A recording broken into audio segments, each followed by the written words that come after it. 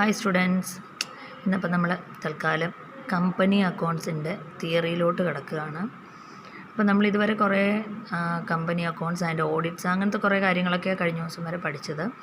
അപ്പോൾ ഇന്ന് ഞാൻ കരുതി നമുക്ക് ഞാൻ ഇതിൻ്റെ നോട്ട് നിങ്ങൾക്ക് അയച്ചു തന്നിരുന്നു, എങ്കിലും പ്രോബ്ലം സ്റ്റാർട്ട് ചെയ്യണം. സോ അതിന് മുന്നേ ആയിട്ട് കുറച്ച് തിയറി പറഞ്ഞു വെക്കാമെന്ന് വിചാരിച്ചു. കാരണം ഇത് കേട്ട് കഴിഞ്ഞാലേ നിങ്ങൾക്ക് അറിയാൻ പറ്റത്തുള്ളൂ എന്താണ് ബുക്സ് ഓഫ് അക്കൗണ്ട്സ് പ്രിപ്പയർ ചെയ്യുന്നത് എങ്ങനെയാണെന്നുള്ള കാര്യം. അപ്പോൾ ആദ്യമേ നമ്മൾ നോക്കാൻ പോകുന്നത് financial statements of company accounts ആണ്. അപ്പോൾ നിങ്ങൾ വിചാരിക്കും നേരത്തെ അപ്പോൾ എന്താണ് ട്രേഡിംഗ് P&L ബാലൻസ് ഷീറ്റ് നേരത്തെയും പഠിച്ചല്ലോ. അപ്പോൾ നേരത്തെ നമ്മൾ എന്നാ പഠിച്ചതെന്ന് അറിയാമോ? സോൾ പ്രൊപ്രൈറ്റർഷിപ്പിൻ്റെയാണ്. സോൾ പ്രൊപ്രൈറ്റർ എന്ന് പറഞ്ഞാൽ ആരാണ്? ഒരു സിംഗിൾ ഓണർ അല്ലേ.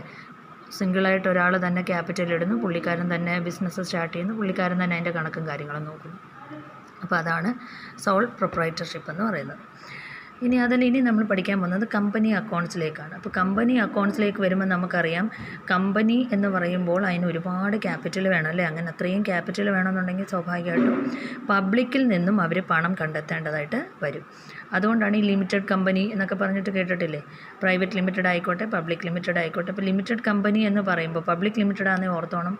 പബ്ലിക്കിൽ നിന്നുള്ള ക്യാപിറ്റലാണ് റേസ് ചെയ്തിട്ടാണ് അവരവിടെ ക്യാപിറ്റൽ കണ്ടെത്തുന്നതെന്നുള്ളത്.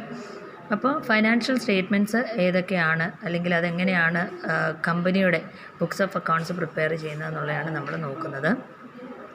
ശരിക്കും പറഞ്ഞാൽ 2013 കമ്പനീസ് ആക്ട് പ്രകാരമുള്ള ഒരു ഫോർമാറ്റുണ്ട് കമ്പനി അക്കൗണ്ട് പ്രിപ്പയർ ചെയ്യാൻ.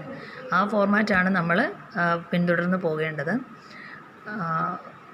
പക്ഷേ നമുക്ക് പഴയ രീതിയിൽ ഞാനിപ്പോൾ എൻ്റെ കയ്യിലിരിക്കുന്നത് പഴയ ടെക്സ്റ്റാണ്. സോ അതിനകത്ത് ഫോർമാറ്റിനകത്ത് ചെറിയ വ്യത്യാസം കാണും. എങ്കിലും ആൻസർ കിട്ടുന്നതിൽ കുഴപ്പമൊന്നും വരത്തില്ല. എങ്കിലും പുതിയ ഫോർമാറ്റിൽ വേണം നമ്മൾ പഠിക്കാനായിട്ട്. അപ്പോൾ ആദ്യമേ സോൾ പ്രൊപ്രൈറ്റർഷിപ്പിനകത്ത് പറഞ്ഞ അതേ കാര്യങ്ങൾ തന്നെയാണ് ഇവിടെ ഉള്ളത്. ഒരു ഫൈനാൻഷ്യൽ സ്റ്റേറ്റ്മെൻറ്റ് എന്നാൽ എന്താണ്? ഫൈനാൻഷ്യൽ സ്റ്റേറ്റ്മെൻറ്റ് നമുക്കറിയാം. ഒരു കമ്പനിയുടെ ഫൈനാൻഷ്യൽ സ്റ്റേറ്റ്മെൻറ്റ് എടുക്കാൻ പറഞ്ഞു കഴിഞ്ഞാൽ അതിനർത്ഥം അവരുടെ പ്രോഫിറ്റ് ആൻഡ് ലോസ് അക്കൗണ്ടും ബാലൻസ് ഷീറ്റും പ്രിപ്പയർ ചെയ്ത് കൊടുക്കാനാണ് അതിനർത്ഥം. അപ്പം ട്രേഡിംഗ് അക്കൗണ്ട് പ്രിപ്പയർ ചെയ്യാതെ profit and loss account prepare ചെയ്യാൻ പറ്റില്ലല്ലോ. അപ്പം നമുക്കറിയാം P&L അക്കൗണ്ട് തന്നെ പ്രിപ്പയർ ചെയ്യുന്നത് to show the actual profit or loss of the company. അതിനുശേഷം ബാലൻസ് ഷീറ്റ് പ്രിപ്പയർ ചെയ്യാൻ പറയുന്നത് എന്തിനു വേണ്ടിയിട്ടാണ്? To show the financial position of the company. എന്ന് വെച്ചാൽ കമ്പനിയുടെ അസറ്റിൻ്റെയും ലയബിലിറ്റീസിൻ്റെയും പൊസിഷൻ കാണിക്കാൻ വേണ്ടിയിട്ടാണ് ബാലൻസ് ഷീറ്റ് പ്രിപ്പയർ ചെയ്യുന്നത്. ഓക്കെ, സോ ബാലൻസ് ഷീറ്റ് എന്താണ്, പ്രോഫിറ്റ് ആൻഡ് ലോസ് അക്കൗണ്ട് എന്താണെന്നൊന്നും 2 മാർക്കിന് അങ്ങനെയൊന്നും നിങ്ങൾക്കിപ്പോൾ ചോദിക്കാനുള്ള ചാൻസ് ഇല്ല. എങ്കിലും തിയറി ക്വസ്റ്റ്യൻസ് ഒക്കെ വരുമ്പോൾ നമുക്ക് തിയറി പേജ് കൂട്ടാൻ വേണ്ടിയിട്ടൊക്കെ എഴുതി വെക്കാം. So the statement revealing the assets liabilities and capital is known as the balance sheet. അപ്പം ബാലൻസ് ഷീറ്റ് ഒരിക്കലും ഒരു അക്കൗണ്ട് അല്ല, അതൊരു സ്റ്റേറ്റ്മെൻ്റ് ആണ്. അപ്പോൾ അസറ്റ്സ്, ലയബിലിറ്റീസ്, ക്യാപിറ്റൽ ഇതിൻ്റെ മൂന്നിൻ്റെയും ഡീറ്റെയിൽസ് കാണിക്കുന്ന സ്റ്റേറ്റ്മെൻറ്റാണ് balance sheet. Okay, company achieve ചെയ്തിട്ടുള്ള റിസൾട്ട് ഒന്നീ പ്രോഫിറ്റ് ആയിരിക്കാം അല്ലെങ്കിൽ ലോസ് ആയിരിക്കാം. അത് കാണിക്കുന്ന സ്റ്റേറ്റ്മെൻറ്റാണ് ഏതാ? P&L അക്കൗണ്ട് എന്ന് പറയുന്നത്. ഓക്കെ, പിന്നെ ലാസ്റ്റ് പറയുന്നുണ്ട്, ഇപ്പോൾ പുതിയ കാലഘട്ടത്തിൽ പണ്ടൊക്കെ ആയിരുന്നു ഒരു കമ്പനിയുടെ ബിസിനസ്സിൻ്റെ പൊസിഷൻ അറിയാൻ വേണ്ടിയിട്ട് P&L അക്കൗണ്ടും ബാലൻസ് ഷീറ്റും കൊണ്ട് നമ്മളങ്ങ് നിർത്തുമായിരുന്നു പണ്ടൊക്കെ. പക്ഷേ ഇപ്പോൾ അങ്ങനെയല്ല. ക്യാഷ് ഫ്ലോ സ്റ്റേറ്റ്മെൻറ്റ് എന്ന് പറയുന്ന ഒരു സ്റ്റേറ്റ്മെൻ്റ് ഉണ്ട്. അത് നിങ്ങൾക്ക് ഇനി അടുത്ത മൊഡ്യൂളിലോട്ട് വരുമ്പം പഠിക്കാനുണ്ട്. Fund flow statement, cash flow statement എന്ന് പറയും. അതായത് പണത്തിൻ്റെ ഒഴുക്ക്, ബിസിനസ്സിൻ്റെ inflow and outflow of cash എങ്ങനെയാണെന്ന് കാണിക്കുന്ന ഒരു സ്റ്റേറ്റ്മെൻ്റ് ഉണ്ട്. നമ്മുടെ ബാലൻസ് ഷീറ്റ് കഴിഞ്ഞാൽ നമ്മളത് അടുത്ത പ്രിപ്പയർ ചെയ്യുന്ന ഒരു സംഭവമാണ് ഈ ക്യാഷ് ഫ്ലോ സ്റ്റേറ്റ്മെൻറ്റ്. അപ്പോൾ ഈ ക്യാഷ് ഫ്ലോ സ്റ്റേറ്റ്മെൻറ്റും കമ്പനിയുടെ ഏറ്റവും ഇമ്പോർട്ടൻ്റ് ആയിട്ടുള്ള ഒരു ഫൈനാൻഷ്യൽ സ്റ്റേറ്റ്മെൻ്റ് ആയിട്ട് ഇപ്പം നമ്മൾ ആഡഡ് ചെയ്തിട്ടുണ്ട്. ഇനി അടുത്ത് നമ്മൾ നോക്കുന്നത് നേച്ചർ ഓഫ് ഫിനാൻഷ്യൽ സ്റ്റേറ്റ്മെൻറ്റ്സ് ആണ്. ഏതൊരു ഫൈനാൻഷ്യൽ സ്റ്റേറ്റ്മെൻറ്റ്, അത് കമ്പനി അക്കൗണ്ട്സ് ആയിക്കോട്ടെ ഏതായാലും അതിൻ്റെ ഒരു കോമൺ നേച്ചർ അല്ലെങ്കിൽ സ്വഭാവം എന്നുള്ളത് എന്താണെന്ന് നോക്കാം. അപ്പോൾ ഫിനാൻഷ്യൽ സ്റ്റേറ്റ്മെൻറ്റ് നമുക്കറിയാം, it's A combination of recorded facts അല്ലേ. അപ്പോൾ നടന്നിട്ടുള്ള സംഭവങ്ങളാണ് അതിൽ നമ്മൾ റെക്കോർഡ് ചെയ്യുക അല്ലേ. അക്കൗണ്ടിങ് കൺവെൻഷൻസ് എന്തൊക്കെയാണ് നമ്മൾ പഠിച്ചിട്ടുണ്ട്. പോസ്റ്റ്ലേറ്റ്സ് അല്ലെങ്കിൽ നമ്മൾ ഗ്യാപ്പ് പഠിച്ചിട്ടുണ്ടല്ലേ. അപ്പോൾ അതേ രീതിയിലുള്ള പിന്നെ കുറച്ച് പേഴ്സണൽ ജഡ്ജ്മെൻറ്റ്സും ഇതെല്ലാം കൂടെ ചേർന്നിട്ടുള്ള ഒരു ഫിനാൻഷ്യൽ സ്റ്റേറ്റ്മെൻറ്റ് എന്ന് പറയുന്നതാണ് ഇത്. നമ്മുടെ ഫൈനാൻഷ്യൽ സ്റ്റേറ്റ്മെൻറ്റ്സ് എന്ന് പറയുന്നതാണ് അക്കൗണ്ടിങ്ങിനകത്ത് നമ്മൾ യൂസ് ചെയ്യുന്നത്, അല്ലെങ്കിൽ കമ്പനി അക്കൗണ്ട്സിനകത്ത് നമ്മൾ യൂസ് ചെയ്യുന്നത്. അപ്പോൾ ഫസ്റ്റ് വൺ എന്ന് പറഞ്ഞാൽ റെക്കോർഡഡ് ഫാക്ട്സ്. ഫസ്റ്റ് നേച്ചർ എന്താ? Recorded facts. നേരത്തെ പറഞ്ഞാൽ നമ്മൾ ബുക്സ് ഓഫ് അക്കൗണ്ട്സിലോട്ട് എന്താണോ ഒരു ഡേറ്റ അല്ലെങ്കിൽ എന്താണോ ഒരു ട്രാൻസാക്ഷൻ സംഭവിച്ചത് അതിനെ കൃത്യമായിട്ട് അതിൻ്റെ കോസ്റ്റ്, ആക്ച്വൽ കോസ്റ്റ് എത്ര ആണോ അത് കൃത്യമായിട്ട് നമ്മൾ എന്തോ ചെയ്ത് വെക്കും? ബുക്സ് ഓഫ് അക്കൗണ്ട്സിനകത്ത് റെക്കോർഡ് ചെയ്ത് വെക്കും. നെക്സ്റ്റ് എന്താണ്? Accounting conventions. നമ്മൾ നേരത്തെ പറഞ്ഞ പോലെ fundamental accounting principles and conventions നമ്മൾ പഠിച്ചിട്ടുണ്ട്. അപ്പോൾ ഓരോ കമ്പനിക്കും ഏത് കൺവെൻഷൻസ് അല്ലെങ്കിൽ ഏത് പ്രിൻസിപ്പിൾസാണ് ഫോളോ ചെയ്യേണ്ടത് എന്നുണ്ട്, ഏത് സ്റ്റാൻഡേർഡാണ് യൂസ് ചെയ്യേണ്ടതെന്നുണ്ട്. അപ്പോൾ അതിനനുസരിച്ച് ബുക്സ് ഓഫ് അക്കൗണ്ട്സ് പ്രിപ്പയർ ചെയ്യണം. പിന്നെ കൺവെൻഷൻ എന്ന് പറയുമ്പോൾ അതിനകത്ത് മെയിൻ ഒരു കാര്യം വരുന്നത് കോസ്റ്റിൻ്റെ കാര്യമാണ്. അതായത് നമ്മളൊരു അസറ്റ് വാങ്ങുക അല്ലെങ്കിൽ ഒരു അസറ്റ് പർച്ചേസ് ചെയ്ത് ബിസിനസ്സിലേക്ക് കൊണ്ടുവരുന്ന സമയത്ത് ആ കോസ്റ്റ് അല്ലെങ്കിൽ ഇൻവെൻട്രി എന്ന് പറഞ്ഞാൽ എന്താ? നമ്മുടെ സ്റ്റോക്ക് തന്നെയാണ്. അത് കോസ്റ്റ് പ്രൈസിൽ വേണോ മാർക്കറ്റ് പ്രൈസിൽ വേണോ എന്നുള്ളതൊരു സംശയമാണ്. സാധാരണ അക്കൗണ്ടിങ് കൺവെൻഷനകത്ത് ഇൻവെൻട്രിയുടെ സ്റ്റോക്ക് എപ്പോഴും നമ്മൾ എടുക്കേണ്ടത് ഒന്നുകിൽ കോസ്റ്റ് പ്രൈസ് അല്ലെങ്കിൽ market price, whichever is lower. അപ്പോൾ മാർക്കറ്റ് ചില അസറ്റ് നമുക്കറിയാം നമ്മൾ വാങ്ങിക്കുന്നതിനെക്കാട്ടി പിന്നീട് വില കൂടാൻ ചാൻസ് ഉണ്ട്, അല്ലെങ്കിൽ കുറയാൻ ചാൻസ് ഉണ്ടല്ലേ. അപ്പോൾ അങ്ങനെ വരുമ്പോൾ മാർക്കറ്റിൽ ആ സാധനത്തിന് ഇപ്പോൾ വില കുറവാണെന്നുണ്ടെങ്കിൽ ആ കുറഞ്ഞ വിലയെ എടുക്കാൻ പാടുള്ളൂ. മനസ്സിലായോ? നമ്മൾ വാങ്ങിയ വിലയാണോ കുറവ്, മാർക്കറ്റ് പ്രൈസിൽ ഇപ്പോഴത്തെ വിലയാണോ കുറവെന്ന് നോക്കിയിട്ട് കുറഞ്ഞ വില ഏതാണോ അത് വേണം നമ്മൾ ഈ അക്കൗണ്ടിങ് കൺവെൻഷൻ പ്രകാരം റെക്കോർഡ് ചെയ്ത് വെക്കാൻ. ഓക്കെ, അതുകൊണ്ട് തന്നെ ഈ അക്കൗണ്ടിങ് കൺവെൻഷൻസ് നമ്മൾ ഫോളോ ചെയ്യുന്നതിൻ്റെ മെയിൻ ഒരു ഗുണമെന്ന് പറഞ്ഞത് ഫിനാൻഷ്യൽ സ്റ്റേറ്റ്മെൻറ്റ്സ് പല പല വർഷങ്ങളിലത് നമുക്ക് ഈസി ആയിട്ട് കമ്പയർ ചെയ്യാനും പിന്നെ സിമ്പിളായിട്ട് അത് മെയിൻറ്റെയിൻ ചെയ്യാനും കുറച്ചുകൂടെ റിയലിസ്റ്റിക് ആണല്ലേ. കാരണം ഇന്ത്യയിൽ ഇത്രയും ലക്ഷം രൂപയുടെ സാധനം ഉണ്ടെന്ന് പറഞ്ഞിട്ട് കാര്യമില്ല, അത് വാങ്ങിച്ചപ്പോഴത്തെ വിലയായിരിക്കും, മാർക്കറ്റ് പ്രൈസ് കുറവായിരിക്കും. അപ്പോൾ അതുകൊണ്ട് കുറച്ചുകൂടെ റിയലിസ്റ്റിക് ആയിട്ടുള്ള റിസൾട്ട് കിട്ടണം എന്നുണ്ടെങ്കിൽ നമ്മൾ ഏറ്റവും അപ്ഡേറ്റഡ് ആയിട്ടുള്ള വാല്യൂ കാണിക്കുന്നതാണ് നല്ലത്. നെക്സ്റ്റ് എന്താണ് പോസ്റ്റുലേറ്റ്സ് എന്ന് നോക്കാം. അടുത്തതാണ് പോസ്റ്റുലേറ്റ്സ് എന്നാൽ എന്തല്ലേ. അപ്പോൾ പോസ്റ്റുലേറ്റ്സ് ഞാൻ പറഞ്ഞു, നമ്മൾ നേരത്തെ ഗ്യാപ്പ് ജനറലി അക്സെപ്റ്റഡ് അക്കൗണ്ടിങ് പ്രിൻസിപ്പിൾസിനകത്ത് പ്രിൻസിപ്പിൾസ്, കോൺസെപ്റ്റ്സ്, അസംഷൻസ് ഒക്കെ പഠിച്ചിട്ടുണ്ട്. അപ്പോൾ ആ അസംഷൻസ് തന്നെയാണ് എന്തെന്ന് പറയുന്നത്? പോസ്റ്റുലേറ്റ്സ് എന്ന് പറയുന്നത്. അപ്പോൾ അടുത്തത് ഞാൻ ഈ അണ്ടർലൈൻ ചെയ്തിട്ടിരിക്കുന്ന പറഞ്ഞ ഹൈലൈറ്റഡ് വേർഡ്സ്, ഹൈലൈറ്റഡ് സെൻറ്റൻസുകളാണ്, ഏറ്റവും പോയിൻ്റാണ്. സോ അതുകൊണ്ടാണ് അത് ഞാൻ ഹൈലൈറ്റ് ചെയ്ത് വെച്ചിരിക്കുന്നത്. അപ്പോൾ ഇവിടെ അടുത്ത പറയുന്ന പോസ്റ്റുലേറ്റ്സ് എന്ന് പറയുന്നത് എന്താണ്? ഇറ്റ്സ് എ കൺസെപ്റ്റാണ് അല്ലേ, സെൽഫ് എവിഡൻറ്റ് പ്രൊപ്പോസിഷനാണ്. എന്ന് വെച്ചാൽ ചില കാര്യങ്ങൾ നമുക്ക് അസ്യൂം ചെയ്ത് വെക്കേണ്ടതായിട്ട് വരും. നേരത്തെ നമ്മൾ പഠിച്ച ഗോയിങ് കൺസേൺ കൺസെപ്റ്റ് അല്ലേ, ബിസിനസ് മുന്നോട്ട് പോയിക്കൊണ്ടേയിരിക്കും, സെപ്പറേറ്റ് എൻറ്റിറ്റി കൺസെപ്റ്റ് അല്ലേ, പിന്നെ അക്കൗണ്ടിങ് എൻറ്റിറ്റി കൺസെപ്റ്റ്, അതൊക്കെയെന്ന് പറയുന്നത് എന്താണ്?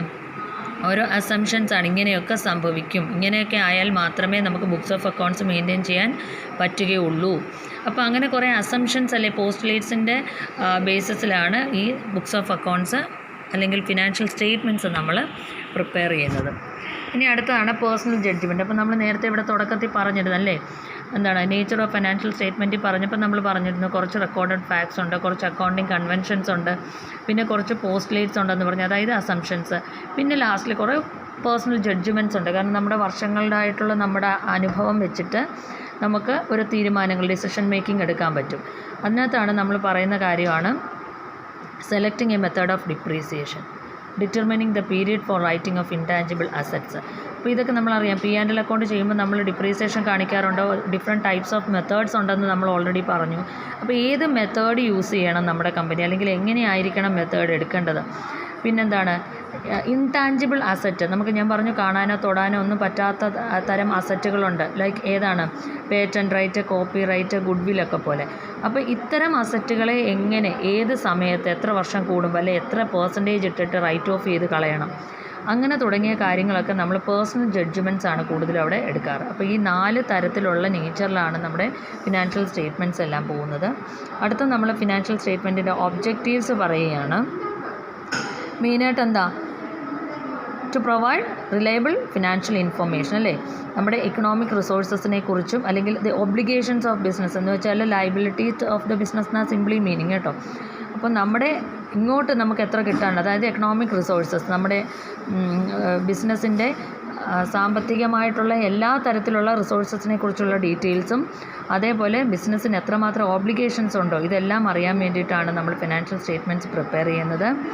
പിന്നെന്താണ്, changes to convey the required information about changes in the above, because അത് ഒരു സെൻറ്റൻസ് ഇത് പാതിയായി പോയതാണ് കേട്ടോ.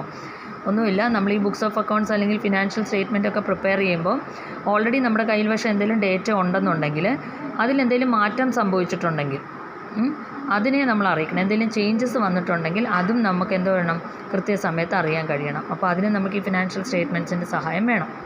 പിന്നെ അടുത്തത് പറയുന്നുണ്ട്, to furnish reliable information about changes in net resources relating to business activities.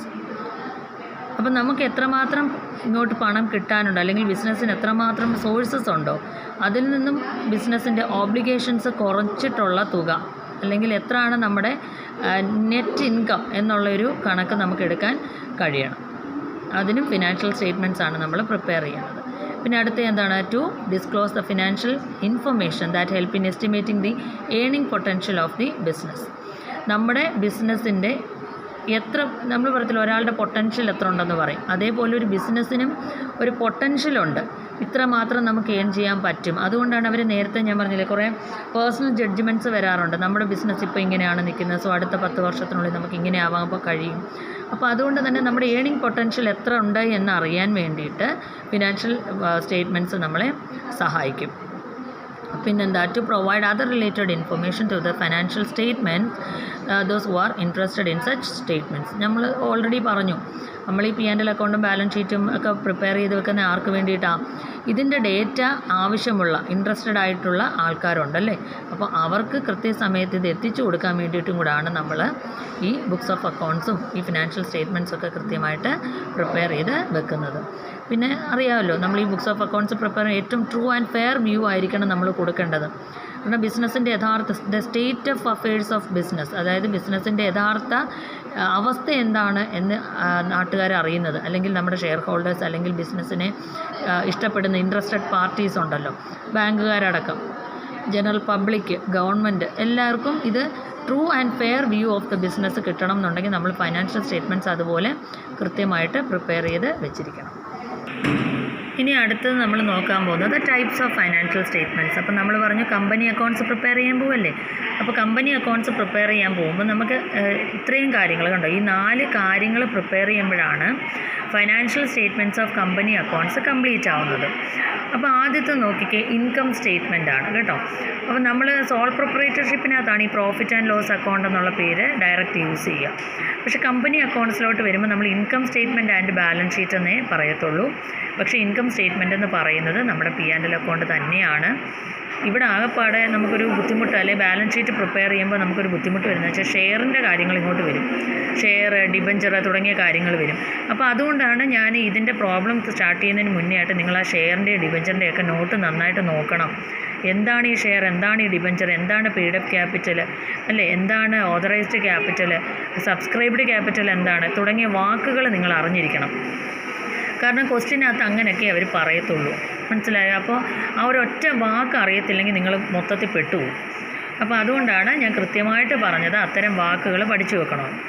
അപ്പോൾ ആദ്യമായിട്ട് നമുക്ക് നോക്കാം എന്താണ് ഇൻകം സ്റ്റേറ്റ്മെൻറ്റ്. അപ്പോൾ ഇൻകം സ്റ്റേറ്റ്മെൻറ്റ് നമുക്കറിയാം. അപ്പോൾ ഇൻകം സ്റ്റേറ്റ്മെൻറ്റ് നമുക്കറിയാം, ഞാൻ പറഞ്ഞു കമ്പനിയുടെ ഓപ്പറേഷണൽ പൊസിഷൻ അറിയാൻ വേണ്ടിയിട്ട് യൂസ് ചെയ്യുന്ന ഒരു അക്കൗണ്ടാണ്, അല്ലെങ്കിൽ സ്റ്റേറ്റ്മെൻറ്റാണ് ഇൻകം സ്റ്റേറ്റ്മെൻറ്റ് എന്ന് പറയുന്നത്. പ്രോഫിറ്റ് ആൻഡ് ലോസ് അക്കൗണ്ട് നമ്മൾ പ്രിപ്പയർ ചെയ്ത പോലെ തന്നെയാണ് ഏത് ഇൻകം സ്റ്റേറ്റ്മെൻറ്റും പ്രിപ്പയർ ചെയ്യുന്നത്.